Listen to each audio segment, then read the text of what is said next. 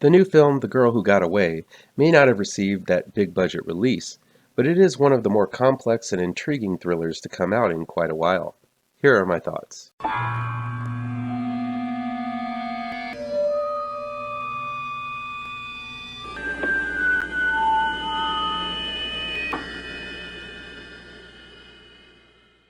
Welcome back to ML Miller Frights. I'm ML Miller. Before we begin, please do me a favor and punch that like button down below.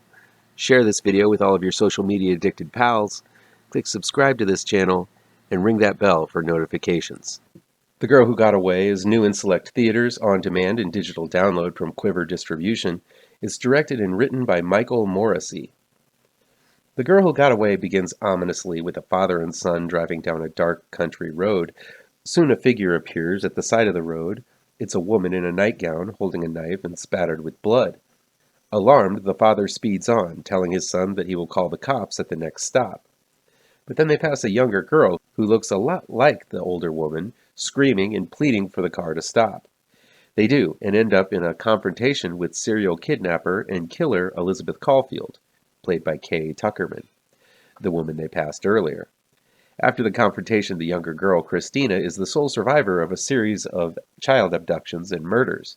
Years later, Christina, played by Lexi Johnson, lives in the same small town and works as a grade school teacher. Christina longs to have a child of her own and plans on adopting a troubled teenage girl to give her the life she didn't have. Just when Christina is about to make the adoption official, Elizabeth Caulfield escapes from prison and bodies close to Christina begin piling up. Is Caulfield up to her old homicidal ways, or is something more diabolical going on? While The Girl Who Got Away is more of a thriller, it definitely has strong horror elements, beginning with that opener, which reminds me of some of the most terrifying of campfire stories. Those opening moments are pitch perfect and downright chilling, playing as the terrifying ending to some kind of unmade slasher film. The rest of The Girl Who Got Away plays more like a by-the-book thriller, with all kinds of twists, turns, red herrings, misconceptions, and secrets revealed. Lexi Johnson plays a truly likable lead as the tormented Christina, who is attempting to do good despite her horrific past. She looks and talks a lot like a young Jessica Lange or a current-day Alison Lohman, showing a spunky desire to survive, yet some deep-seated flaws that still haunt her. Hers is a complex role that can't be summarized in one sentence, and it was refreshing to see a thriller with such a complex protagonist. Chukwudi Iwuji is another standout as Sheriff Jamie Nwasu, a sincere and dedicated officer, hoping for the best in Christina, but slowly realizing how flawed she really is. While the story continues to challenge expectations, Iwuji's performance is a grounding one, someone who is keeping the story straight, and, with the viewer, is trying to solve this complex puzzle as the bodies keep on falling. The Girl Who Got Away is not a bloodless film, but ultra-gore is not what it's trying to do. It definitely relies mainly on the mystery rather than the spectacle, though it does have a few truly terrifying scenes and haunting imagery. It's a psychologically dense mystery where no one is truly innocent and real consequences and risks are taken, making no one truly safe. I thought I had predicted some of the twists from the beginning, but it turned out I was wrong about where the plot was ending up. While I feel like the final resolution failed to live up to my expectations, and it takes a twist a bit further than necessary, I can appreciate the film for the risks and thrills it possesses. The Girl Who Got Away feels like a solid thriller sequel to a real slasher film, blending the two genres seamlessly with the best elements of both. If you're a fan of mysteries, I think this one will be up your alley, though it does have a lot of teeth.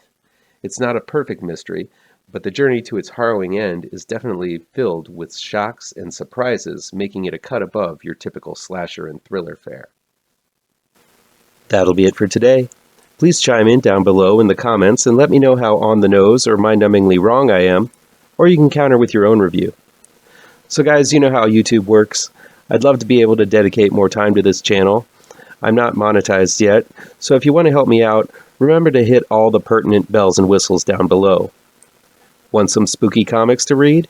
I have 2 new horror comic book trade paperbacks you should look out for. Both Gravetrancers and Pirouette, collecting never-before-published issues, can be found in only the finest of comic book shops. If you're looking for written reviews, you can find them on my website, mlmillerwrites.com. If you really want to show your support, I also have a Patreon page at ML Miller. Look for the link to my Patreon page down below. Thank you so much for your time, and take care.